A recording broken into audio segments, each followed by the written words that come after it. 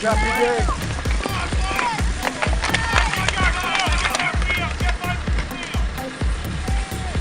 Because I had to stop, and it just crashed. When I lost my chain, I got it on and pedaled forward, and it like fell back off. And then I ran to you. Tell me about your race. Kind of sucked. No, it was alright. I don't know, I'm usually better when it's wet like this, but I got a second row call up, but it didn't help me that much in my start, so I ended up pretty far back because I'm so small, so I can't get to the front with all these bigger guys, but... Really technical today. It was kind of like camouflaged ice everywhere. You wouldn't really see it coming, and then you just slip up on it. Luckily it thawed out quite a bit before a race, so there weren't that many icy sections. But definitely still a lot, especially on like off cambers and stuff. It was still icy, and on the cinder track, all the ruts were real frozen and just real hard. That was like top 20, right? Okay. Hey, Mike. Yeah. Oh, I'm sorry, being interviewed. Hey, Say good Ian. job, Mike. Hey, Ian. Hi, Ian. Good job. Good job, Ian. Good job. See ya. Peter. Good Get job. working. The track was just You did. horrible. There was never a good line through there, just stuff like that. I had a pretty good start. You know, I was up there, doing pretty good. And then, you know, from there I was just kind of picking people off, and I eventually got up to, I don't know his name. What's his name? Mike Mager. Mike Mager. Mike Fast Mager. And I was kind of, you know, working with him a little bit. And then I saw Peter in the snow fence, and we passed by him then, and Ian was already long gone.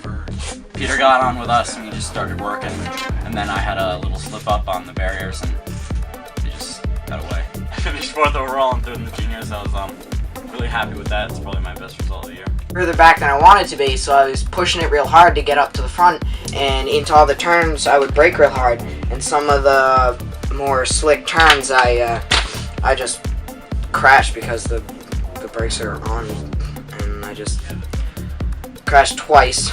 Once on the track, once on a down rocky hill, and then I dropped my chain, and that cost me like a minute or something because I was working on it forever, and I finally got it on, pedaled, and it fell off again, so I ran to the pit, they put it on, and then got back on and just rode my way into like, I don't know, top 20 or something.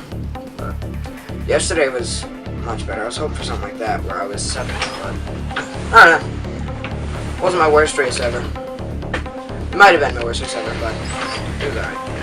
I was leading for kind of a while with Ian and Keo. Both of us were kind of working together a little bit. Not really working, but just taking turns on the front. And he would gap me in the corners. He's a better bike handler than I am, but I had more power on the straightaways, which today was more technical than the power sections, which yesterday was the other way around.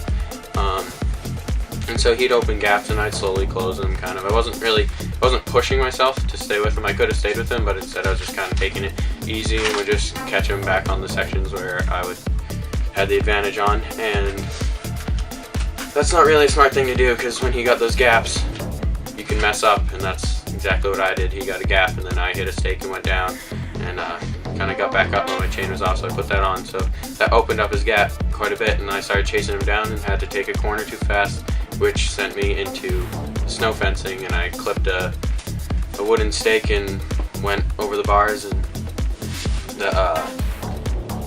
the snow fencing just got wrapped up all on my bike and was really hard to get out, and I was able to pull it out, but it took almost half a minute, so that opened Ian.